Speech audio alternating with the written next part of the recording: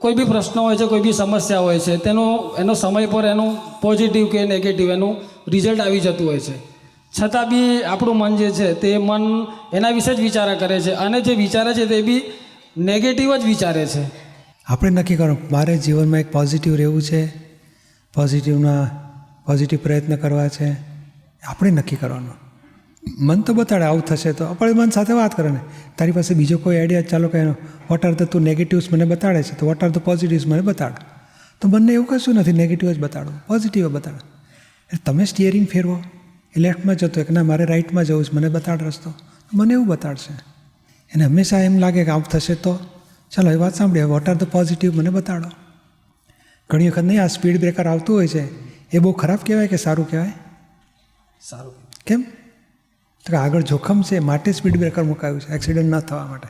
એટલે એવી રીતે જીવનમાં પણ મુશ્કેલીઓ એ હિતકારી હોય છે. આપણે સમજી શકતા નથી એટલે મુશ્કેલી એટલે ગભરાઈ છે, શું થશે, બગડશે, આમ થશે, તેમ થશે. તો કે ના, મુશ્કેલી આવે છે ને માટે સારું થવા માટે આવી છે.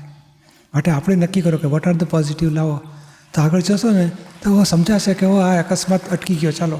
અથવા મોટો ખાડો છે તેને બદલે આપણે સ્પીડ બ્રેકર આવ્યું તો આપણને આગળ બચી ગયા આપણે. એટલે આવી રીતે દરેક પ્રસંગમાં પોઝિટિવ શોધી કાઢવાનો. પોઝિટિવ શોધશો ને, તમે નક્કી કરશો ને તો મન પછી એ બાજુ વળી જશે, વાર જ નહીં લાગે.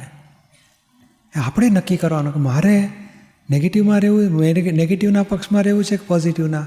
મારે પોઝિટિવના પક્ષમાં રહેવું. મન બતાડે નેગેટિવ, આપણે કહે મને પોઝિટિવ બતાડો તો પોઝિટિવ બતાડશે.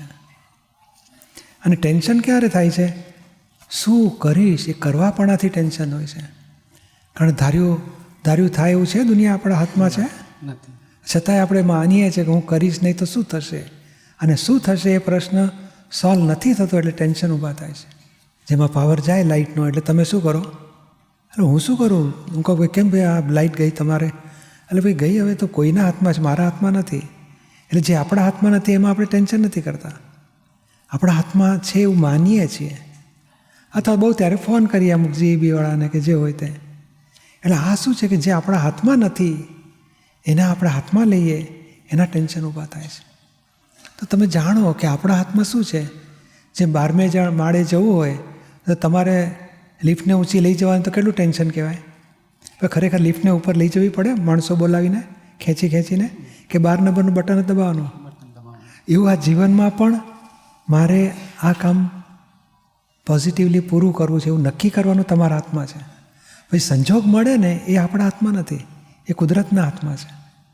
માટે ટેન્શન ક્યારે થાય? આ નહીં થાય તો ક્યારે થશે? તમે નક્કી કરીને મૂકી દો ને. 12મો પોઈન્ટ દબાવો, તમારી લિફ્ટ આખી 12મે માળે જતી રહેશે. તમે ભાવ પકડી રાખો, પછી આગ્રહ ના રાખો. ભાવ સજ્જડ 100% પોઝિટિવ ભાવ કે આ કામ થવું જ જોઈએ. પછી સંજોગ મળતા રહેશે અને કામ પતશે. પછી ટેન્શન પણ નહીં થાય અને પોઝિટિવ પણ રહેવાશે. સમજાયું ને?